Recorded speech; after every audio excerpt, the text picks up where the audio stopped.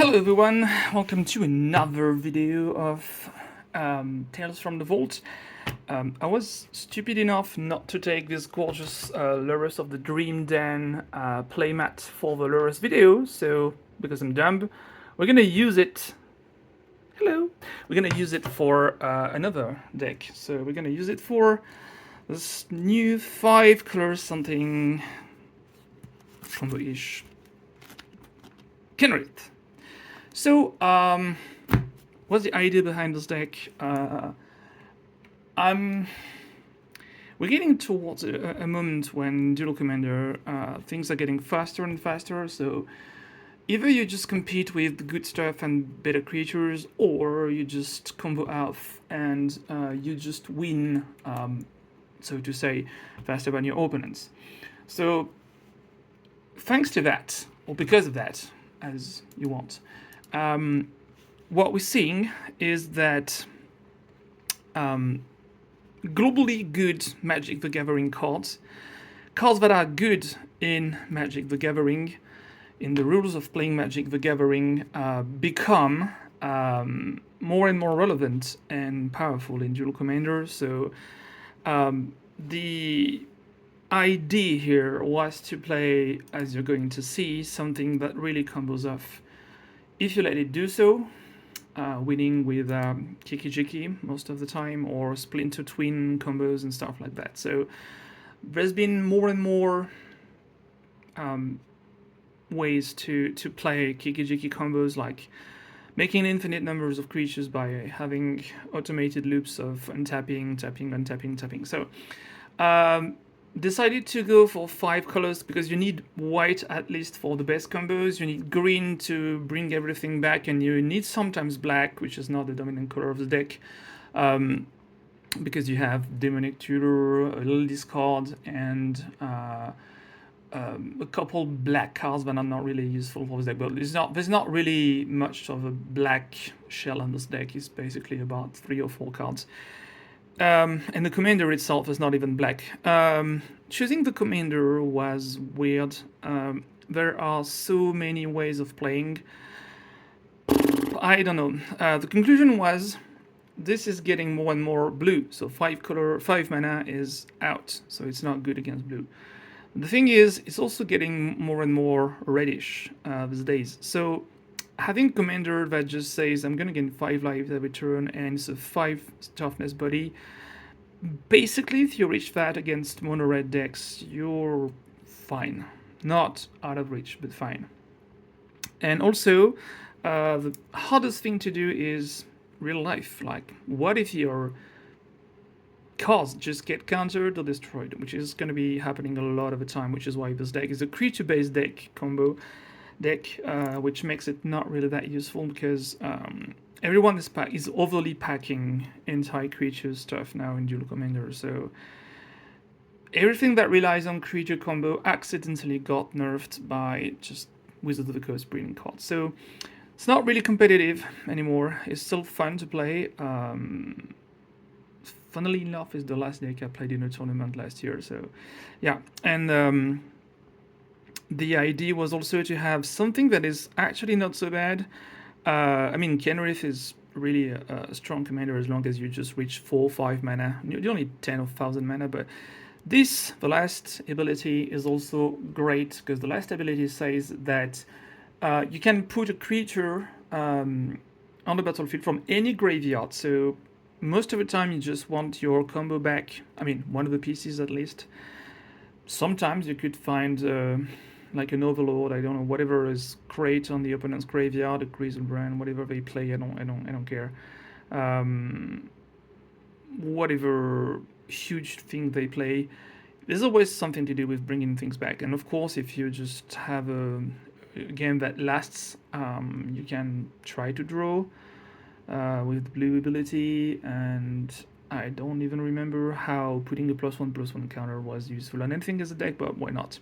And also, the red ability is also the one you need the most of the time, because there's a chance, it happened to me once or twice, that you have your commander on board, the opponent is stacking his board too, the board is just really getting stronger on both sides, and it's so critical that you need to activate your creature abilities on the turn they land. So if you had this, and you're going to see Vannifar after Kenrith is just insane. So yeah, you just need to sometimes have haste, because this is half a Kikijiki combo, half a Vannifar combo deck. So yeah, let's go. So Kenrith could be any commander, any 5-color commander you want fits this deck. You don't need the commander, you don't play around it, but it's just accessible from the commands, and so why not cast it? Don't play things like Child of Alara or stuff like that. It's not good. The cheaper warriors like the white ones and stuff like that, I don't think they fit the deck that much. If you feel like your meta is just about blocking, or on the opposite, attacking all the time, you can find 3-mana creatures that have 5 colors, but I don't think. Also, this one is also only white, which is one of the top deck colors in this cost. So there are so many reasons why Kenrith could be here. I mean, I would cut half of these things, like probably just remove the blue and green thing stuff, I don't care, for just removing one of these mana here, including if it was only a 4/5 like Tassigur or something like that, but there's not. So yeah, playing it. Let's go.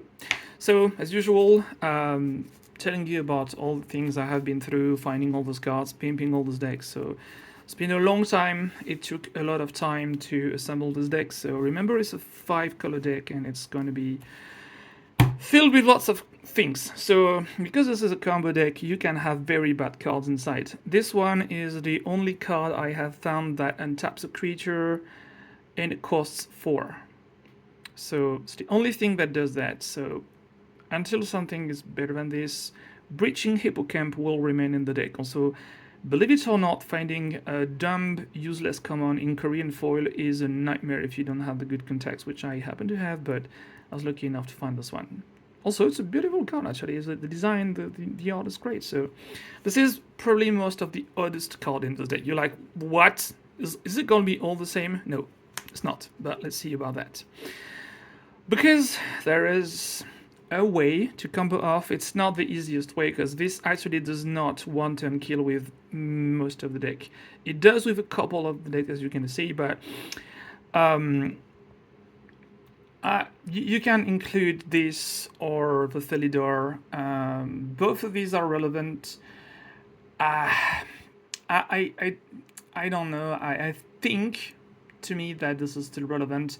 The fact that it has Flash and Restoration Angel as Flash still does something. Like, actually, this is more about saving one of your creatures more than just, trying to combo off of that. That being said, it does. It does work with all the deck that relies on ETBs. It relies on things that just blink off. So, yeah. It's, and of course the non-angel here is not really relevant, like Comic Guide maybe is just the only thing you think about. And apart from that, you should be cool. So that is a very strong card that I still think holds its value. It's a flyer, by the way, it's a flyer, so it's good. And like I said, I think the only thing you cannot blink in this deck is the Comic Guide, and the rest is good. So yeah, Restoration Angel in Korean foil, there you are. And thank you for being here. Oh, this one, I haven't foiled Russian foiled, Asian foiled all the decks, because this deck holds a lot of one of my oldest friends that I haven't seen for years, actually. Sandrine, which his name is Sandrine. She used to do card alterations. She's now into making leather coats alterations, so I don't think she does cards anymore, but I just want you to stay on this card for a couple minutes, and I want you to enjoy the precision she has on drawings. I just want you to note how crazy she went into the details. This is absolutely madness.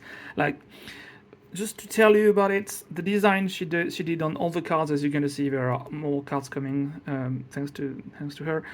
the design was by me, but she did the job and she nailed it. I haven't stopped using this temple garden ever since then. The only wish is that it was actually in Russian, but it's just Japanese, and it's okay. I'm fine with that. So there you go. So the deck doesn't use, of course, all the 10 shock lands. You're going to see only, I think it's two of them. But the deck is mostly green, white, then red, then blue, then black. So this is one of the core lands you're going to use. This is a Taiga. Same thing again. The design is by me. And I have to say this is like close to a photocopy. It's just like... I'm speechless. Like this is exactly what I gave her with Photoshop editing, and she was like, "All right, I'm just going to reproduce that on a card," and it works. I don't even know what this is supposed to represent. I just found this female online, and I think she was perfect on this card. So yeah, good old times when you used to alter your dual lands.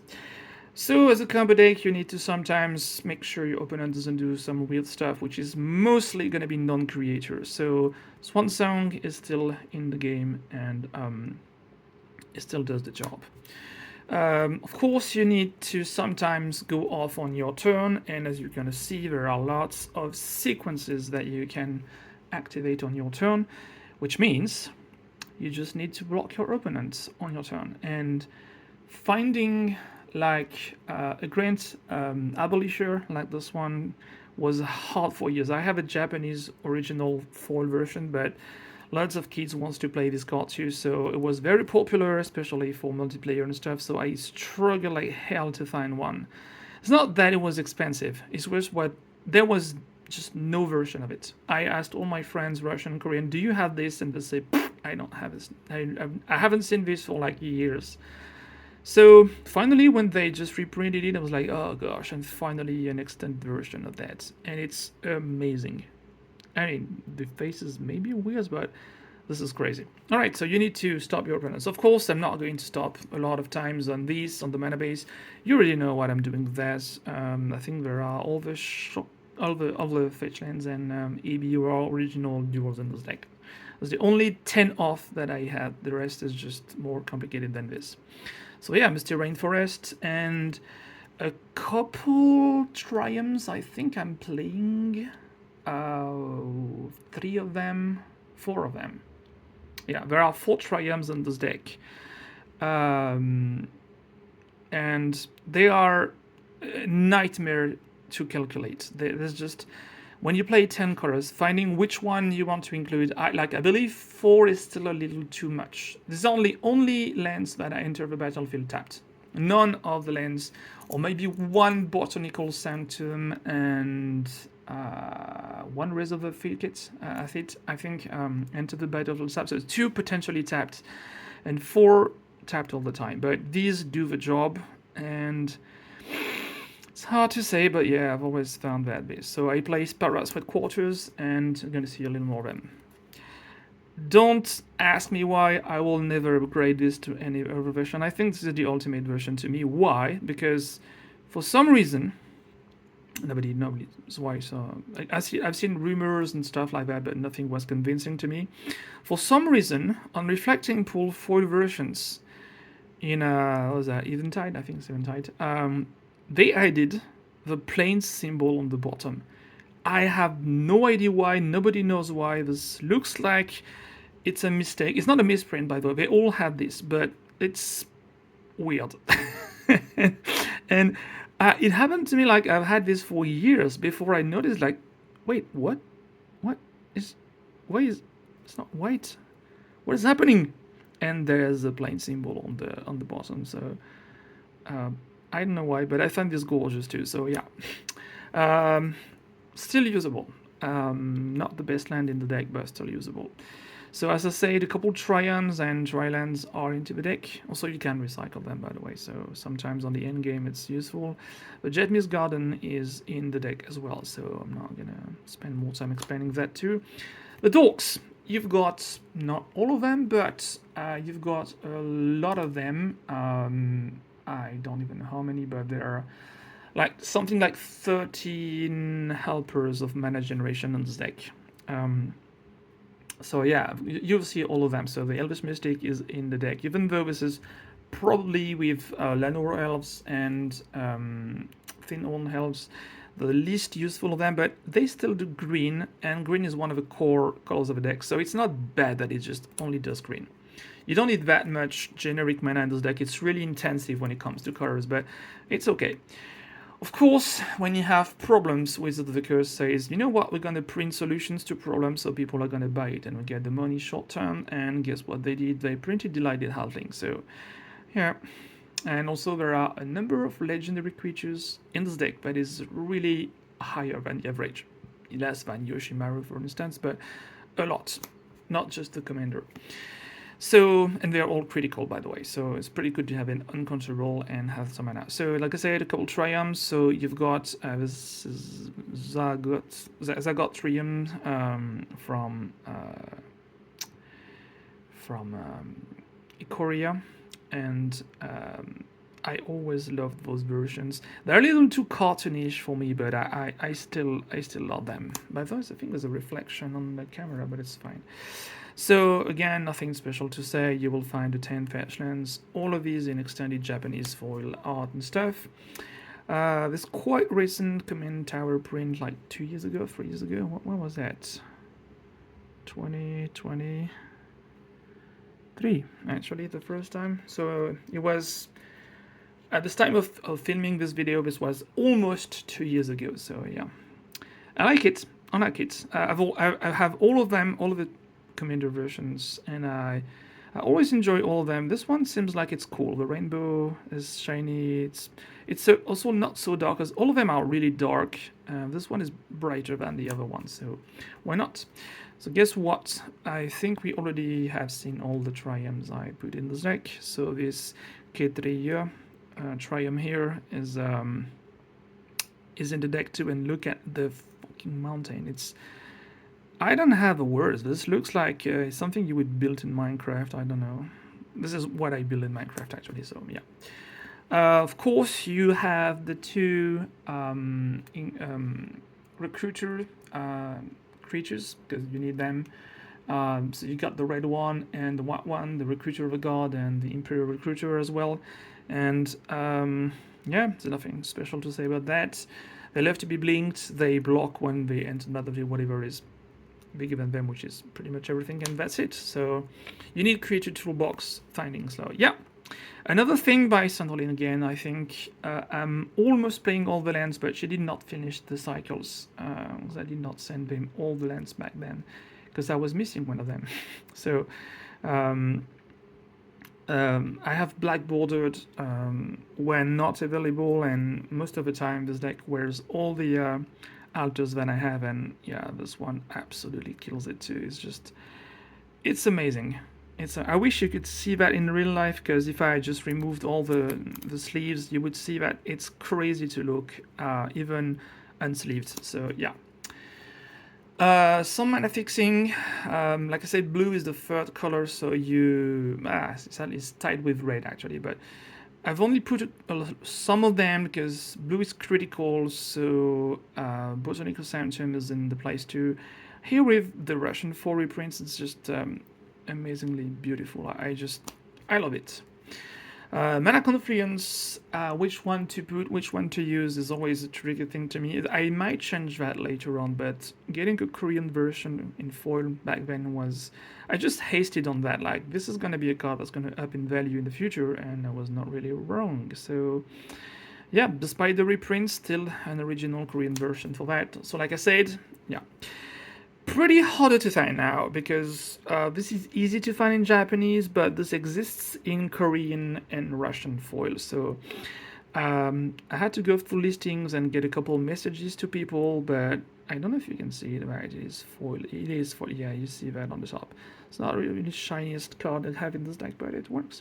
So Imperial Recruiter, amazing. And by the way, which you will like is that you have the theory here and something that could look like a Kiki here. So the good thing is this is completely themed according to the deck, extended art Russian foil.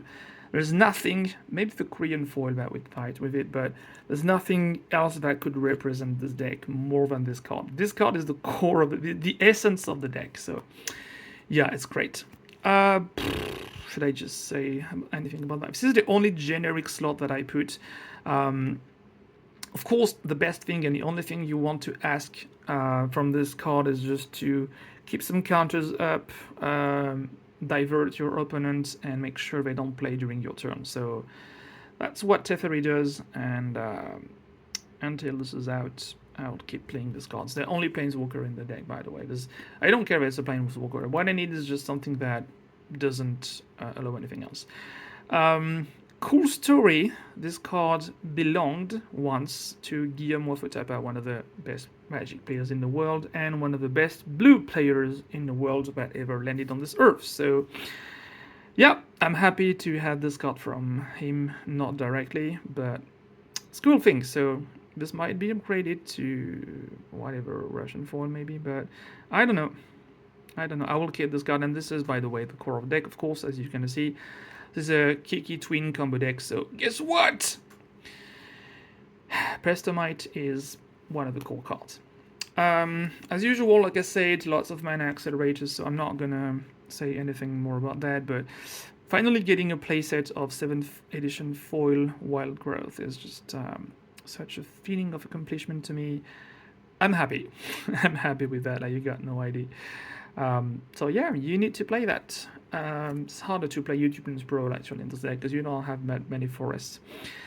Noble Hero, as soon as this was printed in Double Masters, I think, yeah, I just rushed on Japanese stores. I say, I don't know how much you want it, I'm just gonna get, and I got an offer on eBay actually that says I got 2 for the price of 1, and I was like, all right, let's go. And this is amazingly gorgeous. It's close to monochrome. It bleeds green, like you got so much green on this card. But for once, I do agree that overly selecting, if you haven't noticed what Wizards of the Coast do now, is that the colors of the deck, even if the illustrators provide a great illustration that has all the colors, they're gonna use a green filter effect, so it's just, this is green! Alright, but I think it helps actually when people cannot read properly the cards, and when you have foreign cards like this one, you're like, what is it? And at least you know the drawing, and you know it's green, but you got a symbol here. And you're like, yeah, I think it's green too. So, okay. Ladies and gentlemen, Mr. I am the deck. Well, equal to Vanifar, but Vanifar does not win. This wins.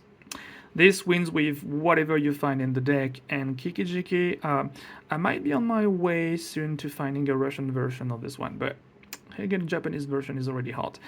So yeah, Kikijiki, this version absolutely rocks. This is the best drawing and the only drawing that you see, sorry, whoever drew the other one. This is the core of the deck. You tap and you create a copy of whatever you want to win with, as long as it can untap or blink Kikijiki, because this has haste. So yeah, Kikijiki is the core of the deck. As usual, when you play creature-centric combos, you need a pod to find them. So Birthing Pod has to be in the deck. I'm looking for a version that is Russian foil of this, but having a signed version that's Japanese foil is already pretty good. So yeah, not the worst version then. And this card still works. You just don't like sacrificing your life points, but you have to. This could potentially win you the game. It's not Vanifar, but it's great. So as usual, you get a creature-based combo, so you play Greensun Zenith. So Greensun Zenith is mandatory in this kind of decks. More than usually, you will just get sorcery speed, slow creature like 1/2 mana that doesn't do mana until it untaps or something, but you're fine with that. Just finding one of your solutions, and probably the creatures that prevent your opponent from playing, like the Grand Abolisher we just saw. So yeah, you have to have a Green Sun Zenith in a creature-based combo deck. So, guys, speaking about altars, how about this one? How about this one? I'm not covering your signatures, Sandolin. I'm just trying to tilt the card so you don't have reflections on that, guys. And how gorgeous is that? I was amazed. I was the one designing the card too, designing the card elder, and then she painted it, and I like, like the way she just surrounded the letters, the expansion of the C, the perfect color matching. I was like, how, just how, wow. And this is one of the only, if not the only, Duel I own in Italian. So Isola Tropicale, and I think I like it too. Actually, I don't despise Italian. It's like it's good. So this one I have an altered version of, but it's already in another deck. So I'm playing the foil version here. Maybe I should just swap them so this is more consistent with the choices. And you got the girl symbol on the bottom too. So yeah, Russian foil, Stomping Grounds, swimming with Skrell, which is I don't even know what it's supposed to look. It's supposed to look like the things you have. If you have seen the first Riddick movie, you know what I'm talking about. This is one of the baddies from the first Riddick movies, and yeah, it's trying to kill. So you need to protect your creatures. So I'm playing all of the free creatures that do that, the combo protection creatures that you're going to see. So Giver of Runes, Mother of Runes, and Skrell Defector Might. So Skrell is useful, and also you don't rely on poisoning your opponent, but you rely on sometimes being unblockable. That's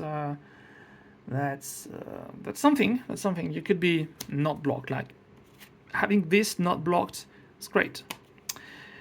Comic Guide. This is a perfectly mean version I've had for a long time ago. I found this on it's really mean. The top is just damaged. I mean, no, this is not the mean version. It's in another deck. This one is something like EX Plus or something, but it's still in amazing condition. Like it's just close to flawless. Took me some time to get 2 copies of this, but especially because I bought the second one after it started raising due to the fall raise of 2021, 2022, because I'm dumb. But yeah, amazing comic guides. So this is part of the loop. So you're going to see, I could explain, but the loop, the best way to, it's not a loop actually, it's just the loop is Kiki-Jiki and tap, etc. So you get something that blinks or taps Kiki-Jiki. So how do you win? So if you lose one of your combo parts, this just brings them back. Easy. Now, how do you win with that? Because you don't play because you want a 2/2 eco protection from black and cost 5s, 2 white for no reasons. If you use Vanifor, which is you're going to see in the deck in a couple seconds, if you use Vanifor and you untap with Vanifor, you can have any of a creature that is equal to 1, 2, 3, 4 mana value in this deck, and you win the game. So the sequence is 1 mana value, you have a creature that untaps your Vanifor for 2. 2, you have many creatures that untap your Vanifor for 3. 3, you have 1, as we saw, that untaps your Vanifor for 4. 4, you get back this Calming Guide. You get back the one that costs 4. So you tap Vanifor, sacrificing the 4 mana creature again. You get Kiki-Jiki, which we just saw a couple cards ago. Kiki-Jiki is just going to what I'm saying. What was I? you I'm sorry. You get you had this, so you brought back the creature that untaps anything. You can get the 3 mana creature, but it's not going to get you anywhere. So you need the 4 mana creature. It's going to untap Vanifor. Vanifor cracks it. You find Kiki-Jiki, so now you have this in play. Kiki-Jiki taps it. So this is we have a copy of this one that reanimates, brings back to the battlefield whichever of the untapping creatures you want. That will just then untap Kiki-Jiki endlessly, and you win the game. If you can attack and if your opponent does not do anything, which has to be kind of crazy, like Cryptic Command or whatever, but they need to stop you before that. So Cryptic Command actually stops that before too. So yeah, Comic Guide is the core of the thing, so you need that to finish your combo off if you want to start early. Okay, so like, I don't know, turn 1 to... Turn 1 Dork, turn 2 something that untaps, turn 3 Vanifor, and Turn 4, you win the game quite easily. That's how you win. So yeah. Um, I have to play a couple other non-basic lands, so green-white is really critical. So I'm trying to find the green-white lands that can enter the battlefield untapped quite easily. So Silent Beetle Grove was one of them. This is the excellent version, and the cliffs here are just really gorgeous. I really like them. I don't even know what the reminder text is about in Russian, but it sure is good. When they edited and reprinted this version of Skullclamp, I was mind blown. I was like, do we really get an extended art version of Skullclamp? And it's great. This is a secret lair card, and it's great. I mean, it's printed in Japanese, of course, because of the nature of the secret lair. It's extended art. We will never get another version of that for ages. So this one also drawn by someone who's very famous for drawing a lot of things that are crazy in the pop culture. This one nails it. There's no version that can. I have original Skullclamp Japanese foil, but this one is amazing. Still a good card. So, another way to combo off in this deck. You think like you're gonna untap your opponent creatures, but they're also not going to untap all the time. But you don't really care because everyone's playing creatures now, so this is going to be full turn, untap everything, and nobody cares about that. So, guess what? This combos off with anything, Kiki-Jiki, Vannifar, whatever. So, you don't even need to find your combos. This actually helps the deck creating infinite mana with combos like you don't think about it. So infinite mana, if you have everything done disturbed by your opponents, is just compatible with your commander, so great. I mean, if you play Magic Gathering, if you got infinite mana, you should not potentially even consider anything else. Like as soon as you get it, you're fine. But yeah, finally, the true winner of this deck, Vannifar, Prime Speaker Vannifar. This is still insane. Probably still insane as a commander too. Not really the kind of play you want to see, but it's just a little more fair when it's part of the whatever 99 you want to call it. Not commander. And it still rocks. This card is amazing. This card is completely stupid. And Wizards of the Coast has printed so many cards that help this combo off anything. It's crazy. Currently, the only place it doesn't really work on is Arena, because Arena doesn't have all the cards it needs to combo off fully. But Vannifar, this is actually now much more Vannifar deck than a Kiki deck, but I'm only asking to combo off with Kiki decks like that, so yeah. Another card altered by Sandrine, how you just nod this one. This is for the records. This is like 2012, I think. So this card is already altered, like it was altered for 15 years already, something like that. I don't even remember when she did that, but she was. This was one of the very first cards I designed and that I sent her that she actually painted. So this one is the oldest, I think, of them all, and it's just simply basic, amazing. The snow effect they add, the small wolves and stuff, the wanderer in the middle. This is, I don't know, man. I found the inspiration online, but I just love this Tundra. It just does the thing for me. Best way to do that is I always mistake one for another, but actually I do believe that this is the Razorverge Thicket, because it doesn't make you draw. So yeah, Razorverge Thicket, brilliant version. This whatever expedition like things were called. So it's well, it sold it to me. The rule is actually, as you know, Asian foil first, and the rest I think later on. Duress, I know Duress has many reprints, but I found out that over the years this is still my favorite version of Duress. I don't know, maybe just I'm like a man, and having women on the cards is just like creativity in my mind, but I don't know. This one is still the coolest Duress art. The original art does the thing for me, and the Strixhaven version's not my thing too. I can probably replace this with a better art. Not my favorite art, but my favorite art of Duress it is, especially when Korean foil is in the battle. So yeah. Guess what? Fetch lands, 10 of them. So yeah, I'm not really. You've seen that in other videos. If you don't, go go check them out now because this is what I played. Still, Elves of a Deep Shadow. I'm unpringling and curling the card. Still the only correct version where you should play this card because, you know, this just everything is from Jesper, the original art managers of Wizards of the Coast and Magic the Gathering, like 31 years ago. It's just 32 years ago. No, it's insane. And the drawing is perfect. The foiling is perfect. This is by far one of the best Friday Night Magic cards that has ever existed. My only regret is that it only exists in English, but this card is mind-blowing. I'm speechless with that. So, what do we have here? Another dork. Oh wait, we're losing camera focus. Can you focus on that too? Yeah, can you? Yeah, we got it. So, Bassin's Pilgrim, promotional version in Korean. Go ahead, find it out. Also, the scrolls, the things on the shoulders are really shiny too. They disappear if you just tilt the card correctly like this. You know, they're back and they're gone in the back, and I think it's cool. Eladamri Scroll. I have multiple versions of it. I have this in the original Japanese full version, which is much more expensive than this one. I don't know.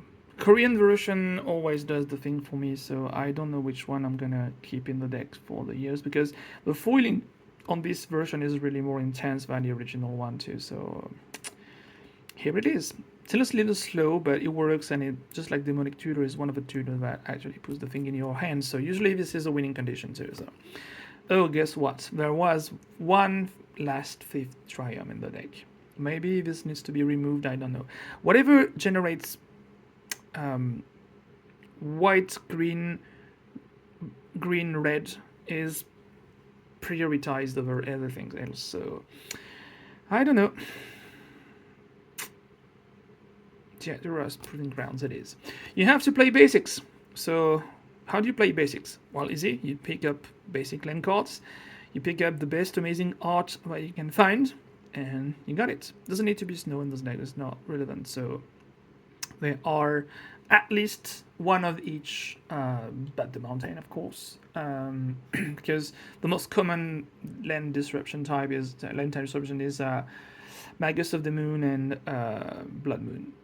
Harbinger of the Sea is not that much of a problem. It happens. It's weird. There's a forest in the deck, and it's hard to say which one is the most boring against of this, but yeah. Alright, so there's one defensive spell, maybe 2, I don't remember, maybe 2, let me see my list. I think there's 2, yeah, it's just 1. You got Source to Plowshares because it's the only one that truly works.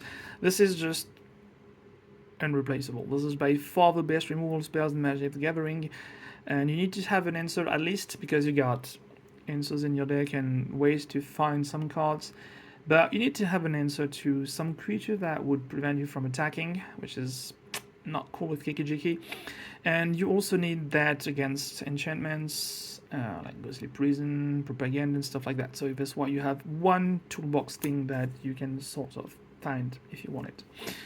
How many triumphs? This is one of the triumphs that I told you one deck. We haven't seen them all yet. There are just let me check my list. I think it's 5. 1, 2, 3, 4, 5. Yeah, so this should be the last one. So in the triumph, it is just way too gorgeous. Like this shiny effect, they really nailed it. Weird moments. This was during the pandemic peak at the mid-2020, and I remember all the crap around this moment. And this has some styles to some memories, but there you go, try them. Alright, you gotta have to protect your creatures, so guess what? Some spirits can do the job for you. So this just actually attacks planeswalkers and stuff, but it's one of the many things that you can use, like many things that you can use to protect your creatures in the deck. So there you go. And moving on to the classic Death Rate Shaman, because you got a 10 fetch lands in this deck, so it's pretty useful to get another mana, and this actually helps you handle opponents' graveyards, blocks their turn 1/1/1, stuff like that. So still unbeatable, better and better as the days go, I think. So yeah.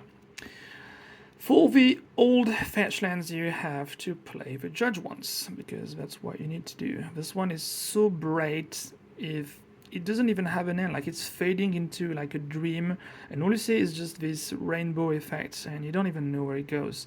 It's flooded with light. And of course the good old DCI, the Duelists Convention International logo. Can I share it? Yeah. You see, that's my thing.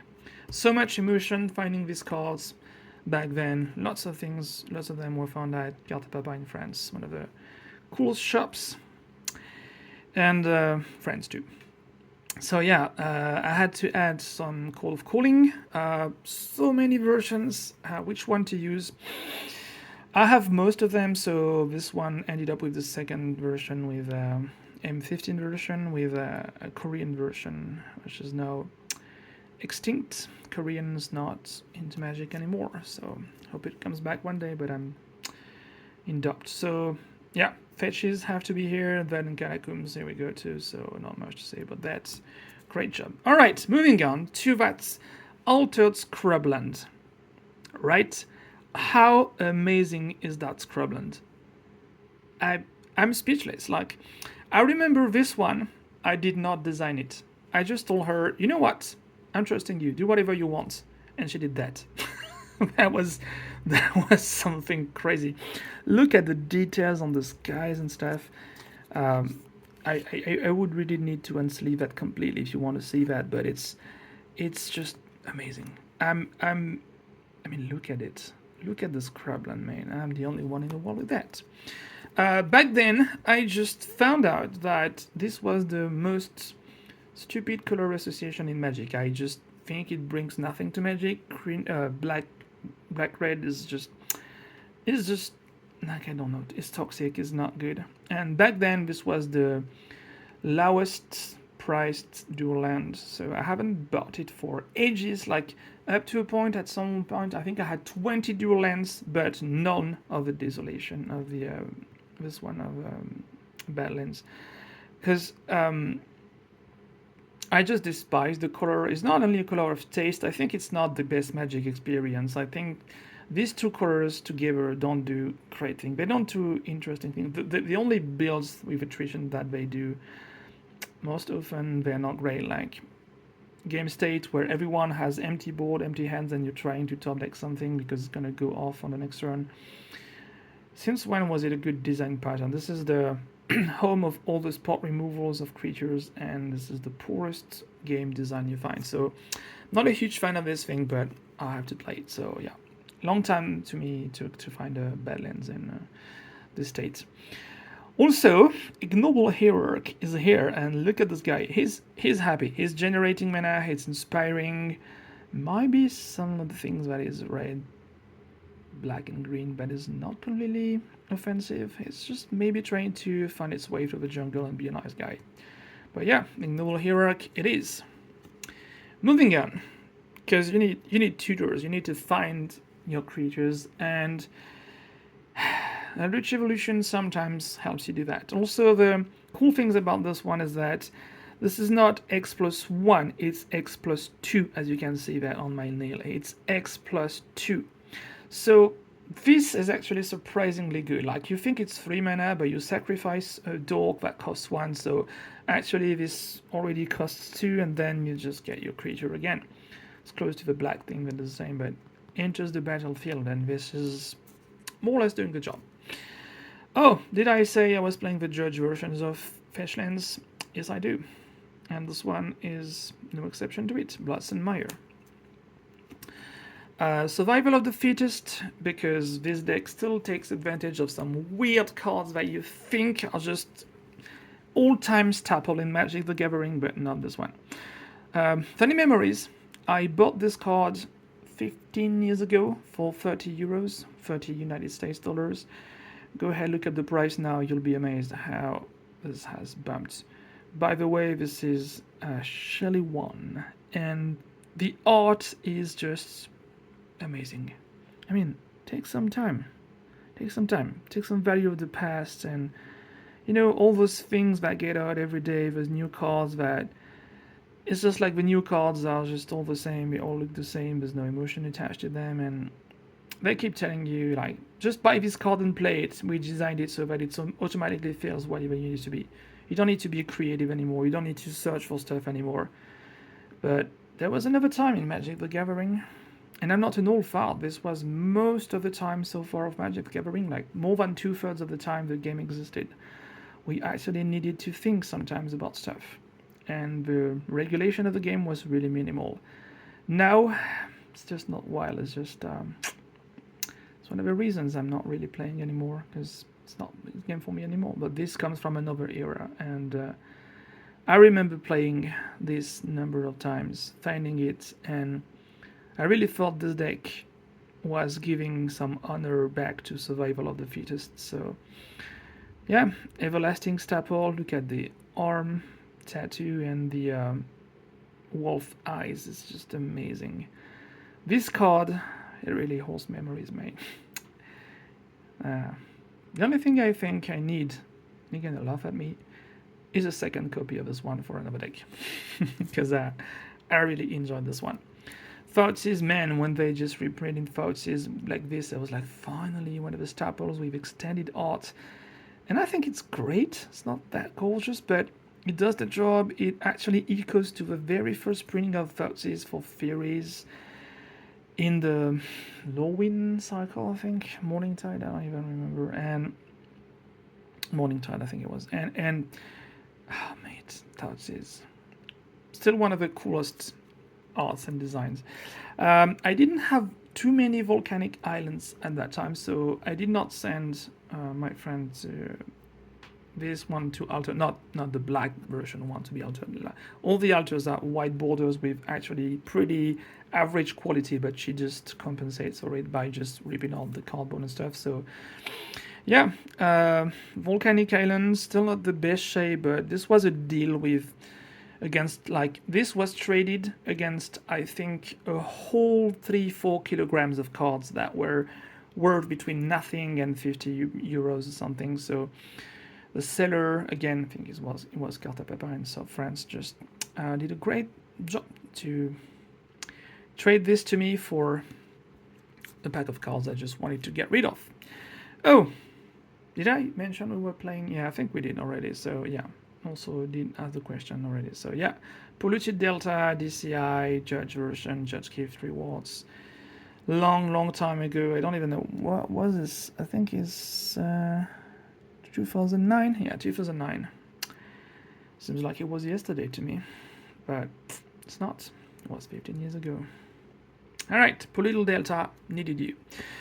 Oh, why do we need some bad cards like this? Believe it or not, Village Bellringer, the fact that it untaps everything is amazing. Because if you have this with any other creatures you have, they just untap, so the dorks untap.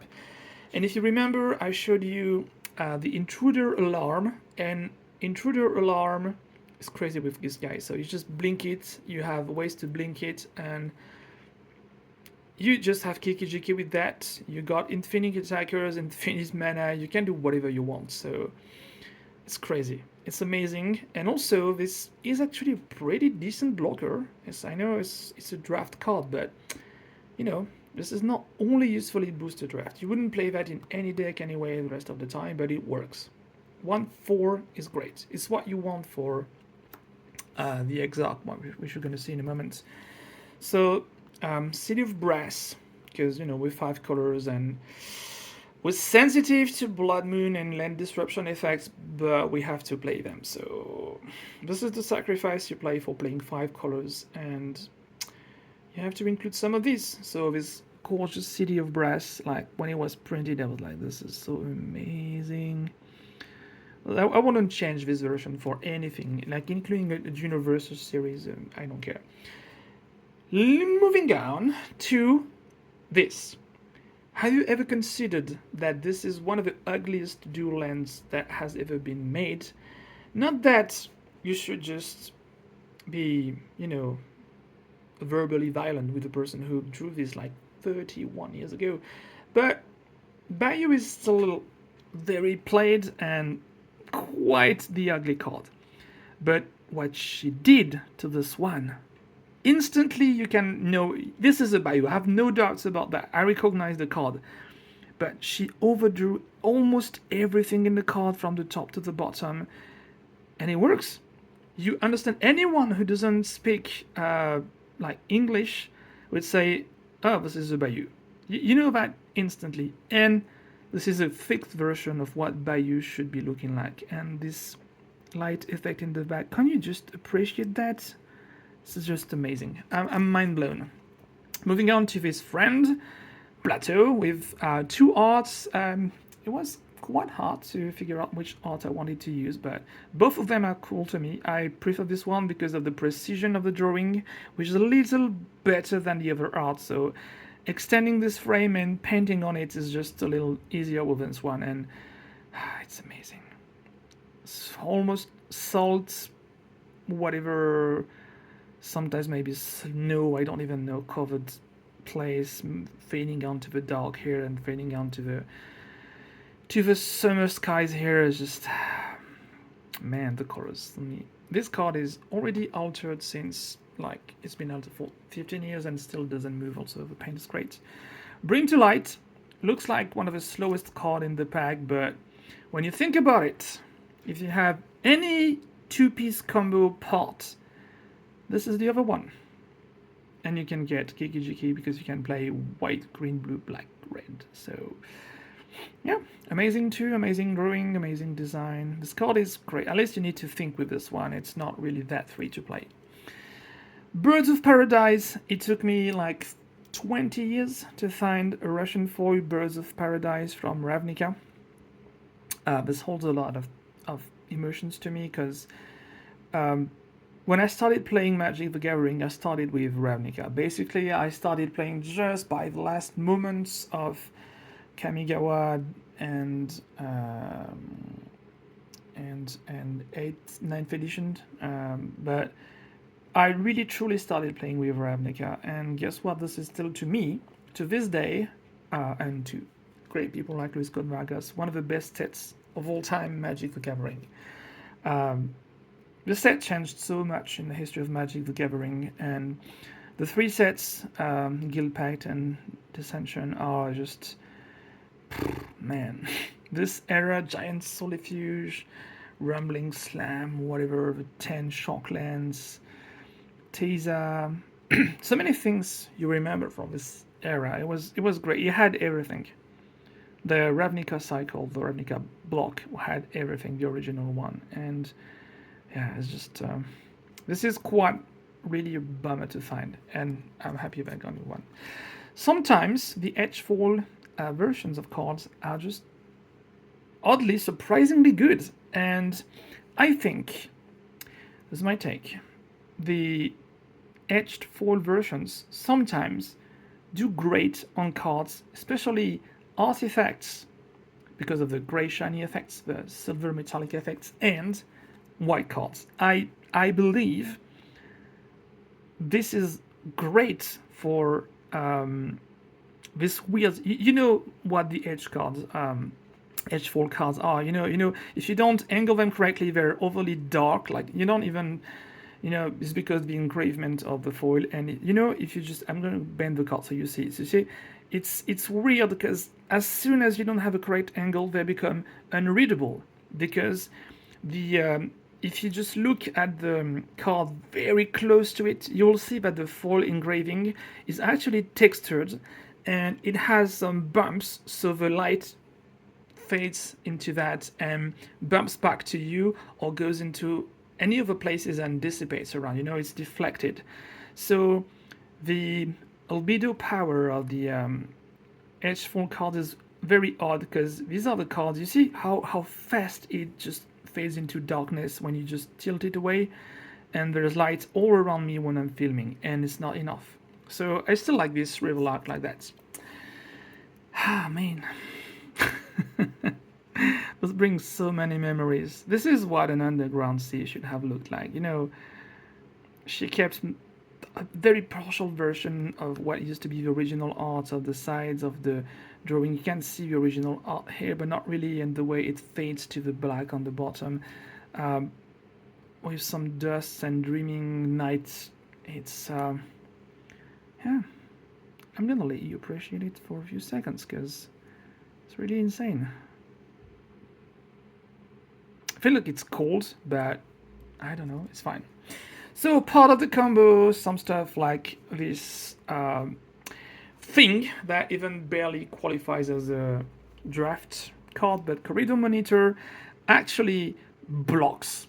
First of all, this blocks, okay, this blocks, and this untaps, and also this untaps a creature or an artifact. So you could potentially untap another creature that is an artifact, or like your pod and stuff like that. This works. It's not the craziest card, but it's the only 2-mana creature that I found out that could untap something for a pretty decent cost and 1/4. So you need to have one to chain your sequence correctly. So again, when the power creep went crazy, we had no more and more creatures, so we had better and better removals, but at some point, Wizards started printing, as you saw in my conferences, more and more things like instant speed protecting creatures. Instant speed, instant card that protect creatures, to be exact. And we had so many of them, like Blossoming Defense was a staple in Standard, it was crazy, but when they printed those heroic reinforcements, I was like, alright, this is brain dead, no concessions. All of this, hexproof and indestructible until end of turn for 2, and it's green. I was like, oh, okay, so let's play it. This is still one of the worst tricks of the game. I could play it for its protection too, but I think this is worth it.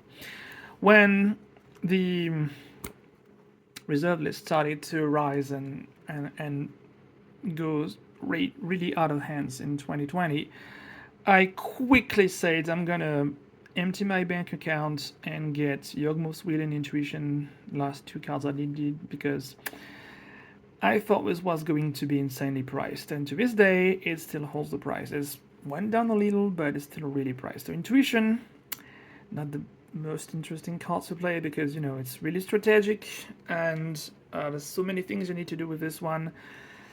Main counterpart is that lots of people, most of the time, will just cast it, see if it resolves, and then start to think. I know what I'm finding with Intuition, and I know my piles, I know most of them, but sometimes you go out of the boundaries and you're like, oof, I need to adapt, especially when you're about to lose the game and you have one chance, if you find this card, one chance to go back.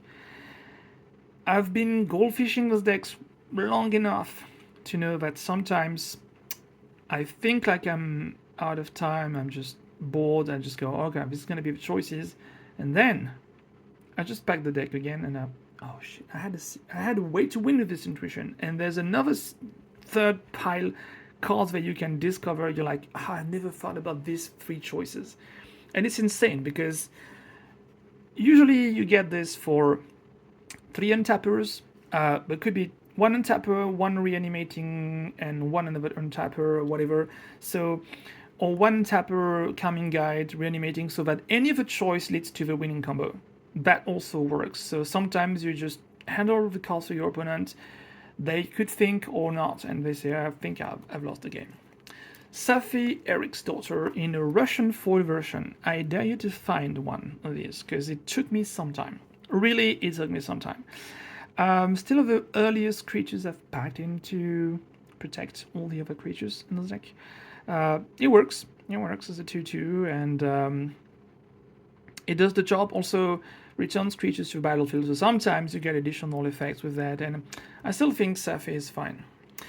I'm going to find the store promotional version in Japanese of Omnath Locus of Creation, which is really abusive. This is one, if not the only good stuff slots that they have in this deck. So this could be replaced with anything, Minsk and Boo, whatever you want it to be.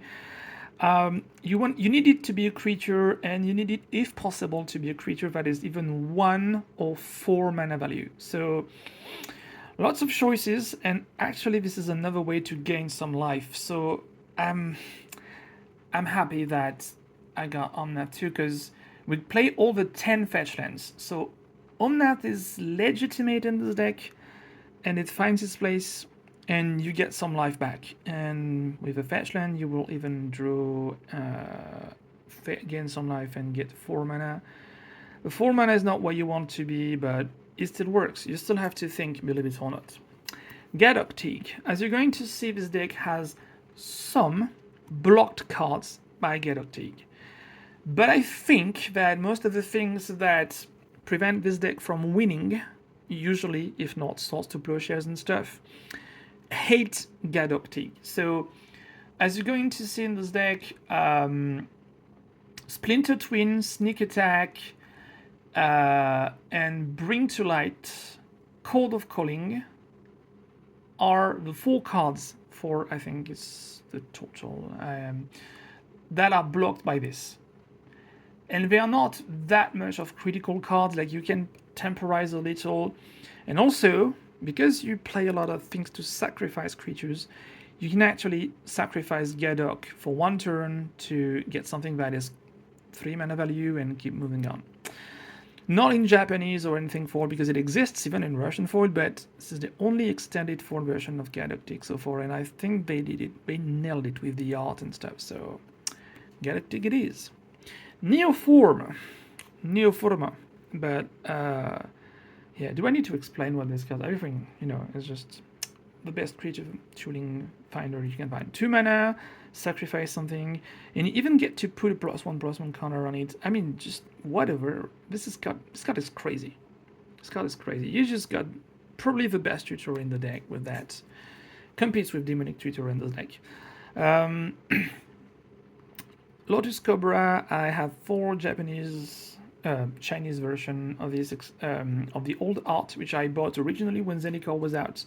But slowly over time, I was okay. First, I didn't like this art, but then I was like, okay, I'm going to replace it, especially in Korean foil. So it's okay. I'm fine with that. I'm fine with that. Alternate versions. It's just crazy.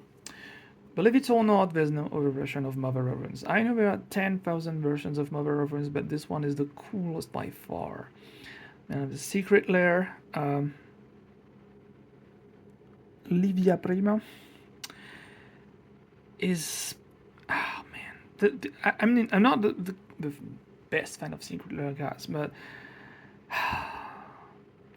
if this existed in Asian foil, I would pay a lot for that. But these are the birds around it, and the egg she holds, the writings, the magical things, the way the foil reveals in her eyes. She doesn't have eyes. If you look closely, you see this card doesn't have eyes. It's just glowing stuff through the eyes and egg and stuff.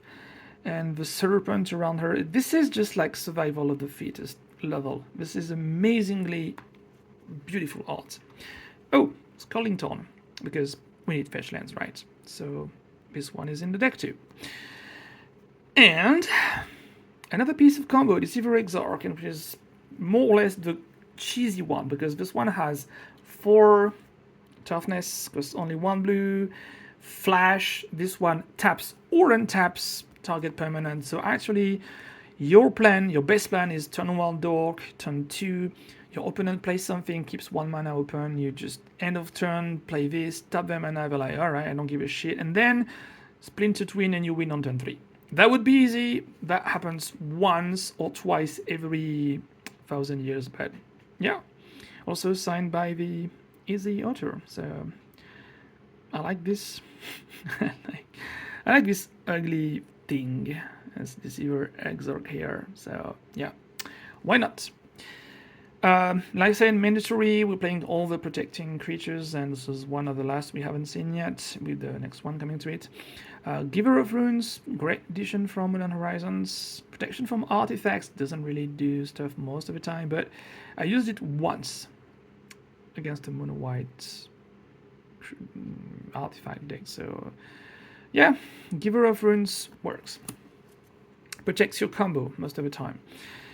Uh, I'm not sure. I'm really not sure about playing too many copies of things that can protect creatures, but Kudzil, Kudzil, Malamitic Zember, whatever you pronounce that. Like, it's pretty easy to get. It's pretty cheesy. It's just an uncommon. It's not worth anything. Prevents your opponent from casting spells during your turn, not abilities.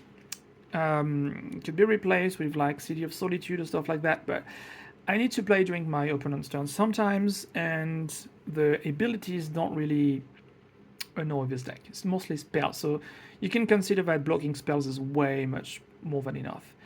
And if you put a counter with Kenrith on any creature, which makes it have more power than its base power, then you get to draw a card when it damages a player. So it doesn't happen. Like, this line doesn't happen. It's a 3/5 for free that just prevents opponent from playing spells.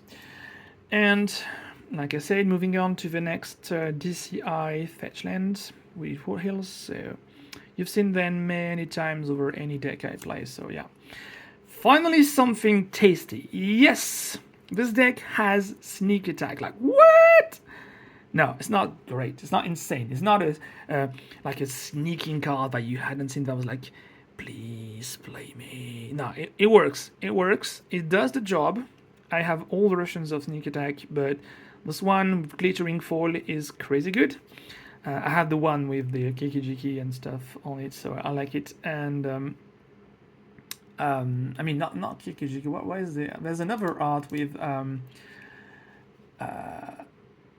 something that is crazy. Yeah, you've got the the lurking dragons in the back, and the stuff that says I'm the sneak attack, and the arts are all amazing, all. This one has nothing to do with magic, and I conceded that I should use one of these. Okay, so I'm like, this is still for. I'm way too old for this card, but why not? Why not? Okay, I had one because the glittering foil was fine, so I ended up keeping the glittering foil more than the double masters, I think, version, and I still like it to these days. So, I'm not explaining this card. This card works amazingly well with survival of the fittest, because you just get whatever you need, and usually you end up flashing your comic guide, pay 1 red, have a comic guide, ETB, haste. Also, you can just the fact that it gives haste to anything, this works crazily good with Vanifar too. So you don't need Vanifar for one more than a turn, so regardless of that, it's crazy. So yeah, sneak attack works in this deck. Talking of crazy enchantments, things that have been added recently, Birthing Ritual. This wording is weird. This is not Oath of the Druids. Way from that. It's not. It is not. But still, the fact that you get to look at 7 cards, this is corrected for children, you know. You're not disappointed. First you look, then you choose, and if you do, you sacrifice something and replace it. So worst case scenario, this does nothing. And you also know if the 7 cards of your deck didn't have any creatures on the top, which is not a good news when you're playing this deck. So actually this works. It's not survival of the fittest, it's nothing like that. But I'm trying this card and I think it's good so far. I wasn't disappointed. Toolbox, because you need one. Disenchantment, gains 4 life. Again, we're not really short of life gain in this world, so yeah. And +1/+1 doesn't do anything. You got a full free blocker. Yeah, I don't know. You don't really need this one, but you need something that kills away. So again, same thing. This is one of the things you need the most in this deck. You need a basic forest, and you need to fetch it as early as you can. Otherwise, you're dead. And we got an Arbor Elf because you need that. I got 10,000 copies of this in Russian foil and stuff, and yeah, Arbor Elf it is. Works great with Triumphs. Great. So turn 2 Triumph tapped is actually something you could use. An island too, because you need John Avon's lands everywhere. Maybe I should add more basic to this deck. One or two, I don't know. I'm currently thinking about that because everyone is now playing land disruption, so you might need theirs too. Myral is another way to block your opponents, and also Myral actually kills people. I was like, this is just dangerous, you know? So Myral's text is your opponents cannot cast spells, activate abilities of whatever is artifact, creatures, and enchantments during your turn. They can activate planeswalkers on your turn, which I don't even fuck them, but yeah. And once you tax, you count the number of soldiers that you control. She's one of them, and you add that number of soldiers. I think I had. Wait, I think I had some tokens. Wait, let me think. So this is for Swansong, and yeah, I got some soldier tokens. This is the official tokens for this deck that go with Myral. So yeah, I got some of these. And Myral does the job also. This is a 3/4, so it actually, believe it or not, blocks not so bad. Horizon Canopy, this cycle just is amazing. I got the original foil version, which is worth a lot too, but this version made the design. All Horizon Canopy designs are beautiful and gorgeous. It's hard to find. It's hard to pick up one above the others. They are all great. So yeah, I really like this one. Thin Hold Elves. You got no idea when they reprinted this in extended foil. It was for some weirds from the vault, I think, pack. I was like, oh, finally, because the original one was so ugly and unreplaceable because there's no reprints for like ages. Like, what was it? 13 years, 10 years, no reprints. And then Commander Legends, I think, added the Japanese version. I was like, this is getting better and better. So soon we might have an even sexier version of it. I have all versions of Enlightened Tutor, and I ended up picking up the most expensive one because I was bored of playing the other ones. As you saw in my other videos, I slightly prefer the bookshelf version art one, but I got one of these, the old ones, and I had to pay respect to this card, playing it somewhere. So yeah, again, this is from another era of Magic, but there it is. Only version available with this art. Splinter Twin that I still haven't found in Russian foil from its original edition. I'm not discouraged. I will find it, but long is the way. Still have a unicorns that I need to find. I still have this Japanese version. Regardless, I have the original print too. I don't care. This one is more shiny than the original print, so I keep this one, but I'll try and find this. This does not combo with half of the decks of the deck creatures that you think it works with, but it works. So sometimes you need something like that, ETBs or else. And Splinter Twin actually doesn't care that your creature is a legendary creature, so you can even enchant an Omnath and have a second Omnath, keep the first one, but get the trigger. So yeah, it's great. So this is it, and then just to finish, a few cards.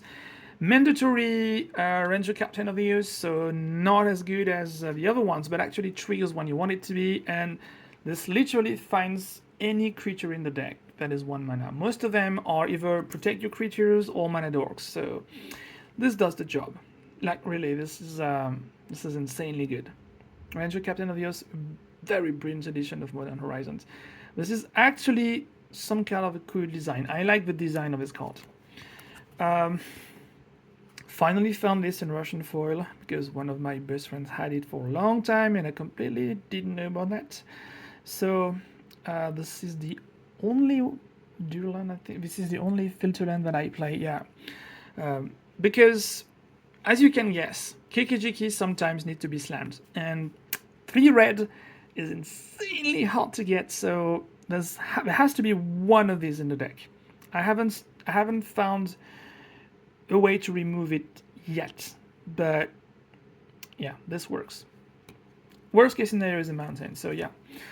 Lanor Elves, again, so many designs of this, but this one holds a special memory to me because this is the beginning of arena. This is it's again a relic of an older age. I think this is 2018. Yeah, before slightly before arena was beta mode and going off during the pandemic. So um, this art is crazy good. I think this still holds the best art to me for Nano Elves, but I love all the arts. I love all the arts, and I'm fine with that. So just to finish with, yeah, you play black, and as you saw in the deck, I'm not playing that many black cards actually. I think I'm playing only 4 black cards, maybe 3 with just a mana. I mean, the commander is black color identity, but not black with its costs, and I think I only got Thoughtseize, Duress, and this in black. So, yeah, why not play this when you can play this? I don't know. I'll tell you, but this is great. And Demonic Tutor, long story, bought this from my favorite shop because before I even get to know them, and they didn't have it in stock, so they refunded me, and then I had to buy one, then 2, and I own 2 copies of these. Many times reprinted ever since then. The box topper version still is great to me too. This Strixhaven version owns it too, but I'm attached to the old DCI version, so yeah. This is also one of the darkest cards I can see with the Yawgmoth's Will and stuff like that. This card is just overly black. Yeah, you don't even see anything. It's just like, what is happening? It took me so much times before I realized this was some weird representation of church like goats, like from all the main religions, and someone asking it something. I was like, what is on this card? And when I looked at it on the web versions that was selling the card, to me this was just black picture. I was like, what? I can barely see a face inside. Like, what is in this card? And still holds some place to me in my heart because it's some kind of old version, and of course the DCI logo in the bottom still holds to me. And 100th card, as usual, Judge version of Windswept Heath. So here we go. That's it. That's a Kenrith deck. Not going to goldfish it because this would be half ridiculous, half working. This can potentially kill on turn 3 quite easily. There are lots of combinations to kill on turn 3. And this can also really easily kill on turn 4 and almost all the time on turn 5, which is enough what I need to be. It's a pretty good player experience. You can interact with the deck. You just have to kill whatever creature when you feel like it, you see it coming, and if you kill Kikijiki or Vanifar, you basically disrupt the whole deck. So yeah. And funny thing, I've won like a quarter of the times by just slamming Kenrith and attacking, because my opponents were like, I don't have the answer to that right now. Like they had cut down or things like that, and like, this is really too huge. 5/5, like what?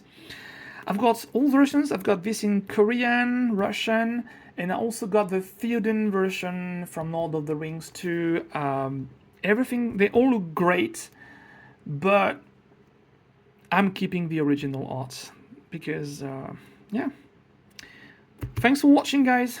I hope you enjoyed this trip through like Ages of Magic: The Gathering.